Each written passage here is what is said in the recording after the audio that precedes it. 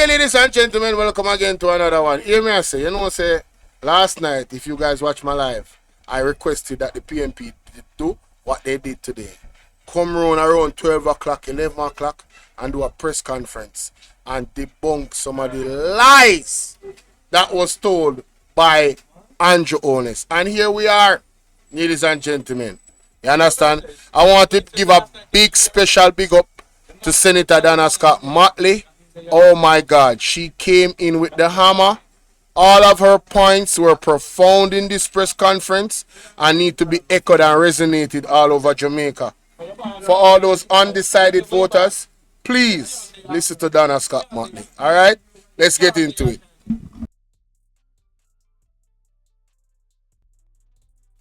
Good morning, everyone. Good morning to all of you here, and good morning to those who are listening online and from the diaspora. So, the elections are all on us. What an exciting period it has been. I want to introduce the other persons who are here with me today. To my right is Raymond Pryce, who is a campaign spokesperson. To my far left is Cleveland Tomlinson, who is also a campaign spokesperson. And to my immediate left is Julian Robinson, who, as you know, is for this moment, for a short time longer, the opposition spokesperson on finance. He is our main guest, and he will be breaking down the financial implications of our proposals. We have presented to you a manifesto that sets out a clear roadmap to modernize Jamaica's economy, strengthen social services, and build a fairer society where every citizen has opportunities to succeed. Rather than growth for few, it promotes inclusive economic development, supporting small business, encouraging innovation, and investing in sustainable industries like renewable energy and technology. But most importantly, it is a manifesto wrapped in love, in social justice, in equality. It is a manifesto that places Jamaicans at the heart of everything that we do. I use the word Jamaicans in our context because this morning, because I'm favored by God. Like when I see people's wives and stuff, I don't even look at them. Subscribe to the channel. I don't want to look at nothing I don't want to have. The heart of everything that we do. I use the word Jamaicans in our context because this morning, children woke up asking their parents, "Am I a Jamaican, mommy? We about to move some furniture around here if you touch my leg. It's love. Matter of fact, don't move that hand no more. Higgins, aka Don't mind you mean to tell me Diddy was touching on your leg while you were sitting right here on this I was couch? trying to, but I seen him before. Diddy, get the hell out of the studio.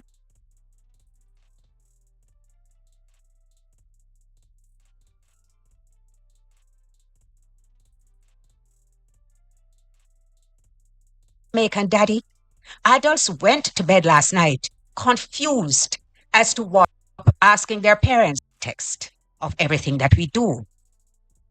I use the word Jamaicans in our context because this morning, children woke up asking their parents, "Am I a Jamaican, mommy?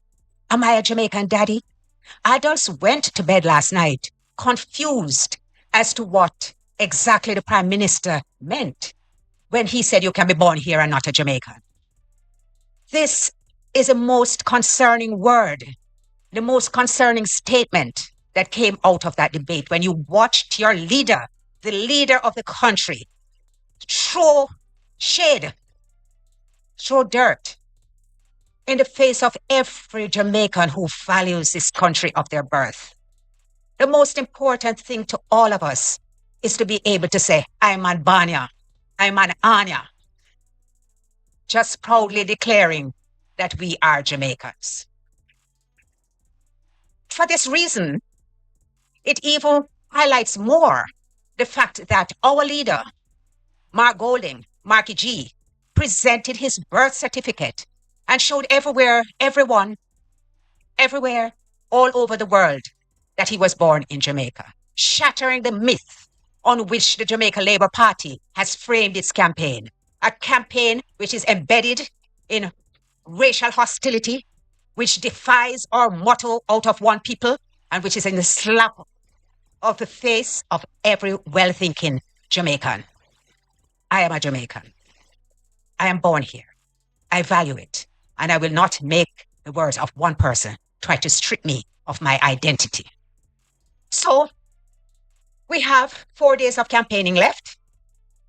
Today, police, soldiers, and election day workers are... Before Mama Auntie Donna go there, ladies and gentlemen, on the issue of who is Jamaican, Parnell Charles Jr.'s, well, Parnell Charles' daughter, Micheal Charles, has she confirmed that she has given up her dual citizenship? Has she confirmed that? Furthermore, last night I was watching the Titans, and you know, Mr. Lonesome dropped a bombshell. He showed a picture of what I don't even have to say appears to be, but I will. He showed a picture of what appears to be Micheal Charles' office with a brinks parked in front of it. Now, I want you to tell me what a brinks is doing at a constituency office. What are they, collecting money? Or are them dropping it off? What brinks do? What is the function of a brinks? What does brinks carry? Did you guys see that? There was a brinks, literally a brinks, at the office of Micheal Charles. Right? And for the people that are watching me live, I am going to show you right now. Alright? Because this is huge. This is huge. I want to big up Mr. Wayne Lonesome for this revelation. Yeah, when you find the thing, you know, some people say, I'm melting pot that. Yeah, man, just walk my place a while ago. When you wake up, when I call to service. When I Yeah. call to service. I see me, I'm a brother, I write us over there, you know. Yeah. And Pastor Ricky over next door, they say, you know, I'm a neighbor. Yeah, I'm in the beer town now. Matty British.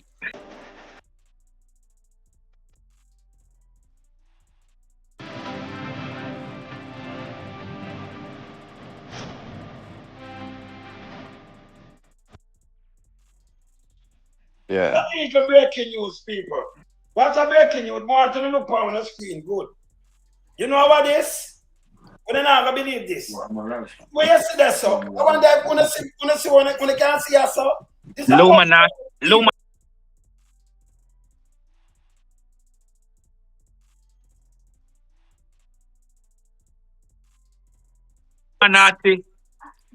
What I do like to you?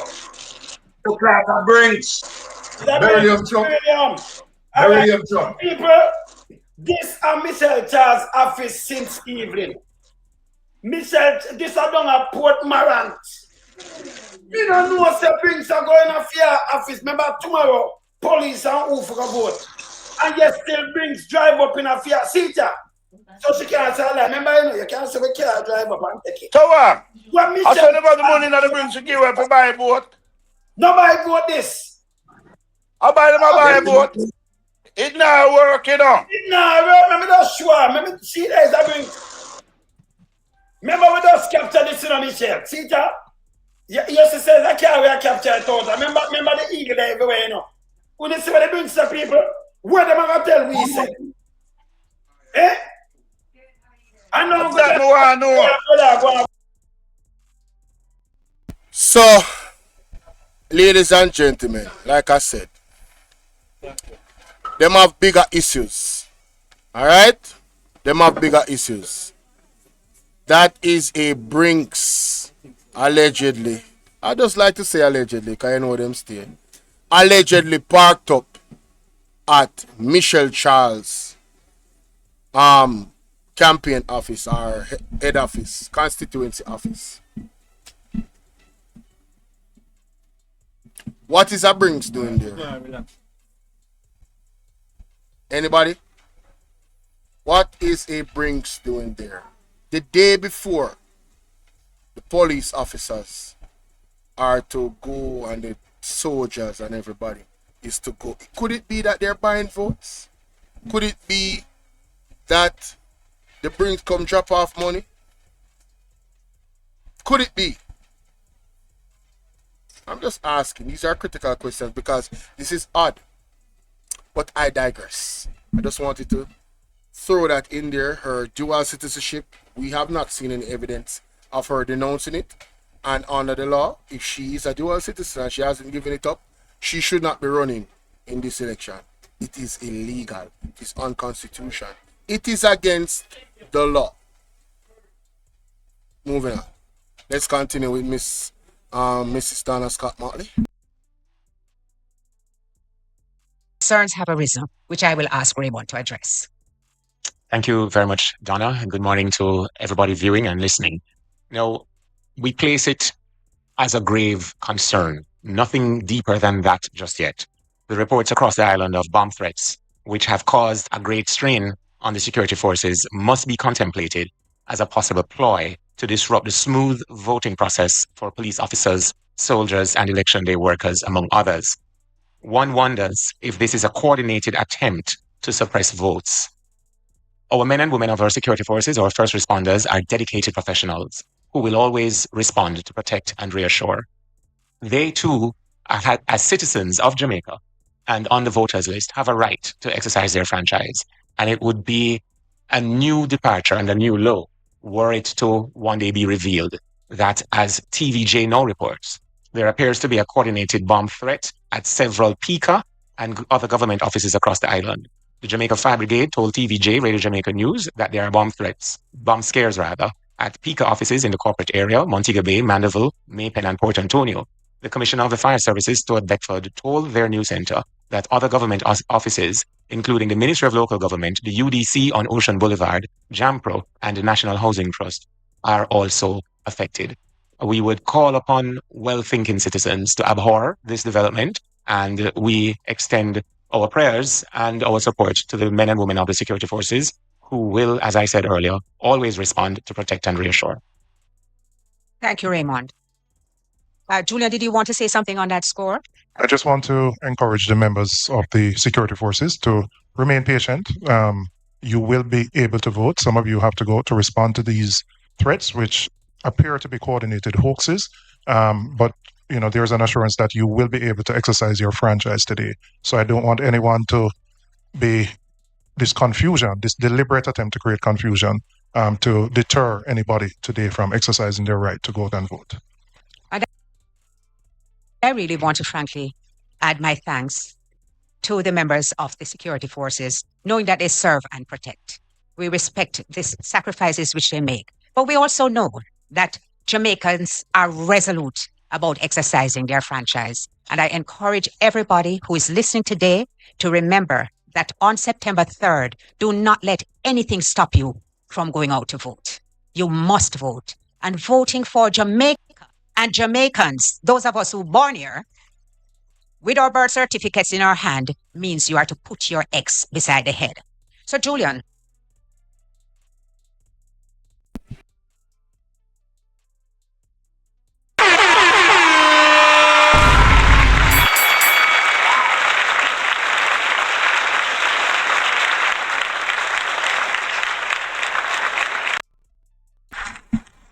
One splash the Gina place where I deal with my brother. So people that are the first segment, them address the situation with Andrew and is talking about you're not necessarily a Jamaican because you're born here. Him come up with some other definition. That was thoroughly addressed. And then also, we had to give the report of the Brinks truck that was parked up at Micheal Charles' constituency's office, allegedly. And we have questions surrounding that. We just want to know, is it that the truck is dropping off money?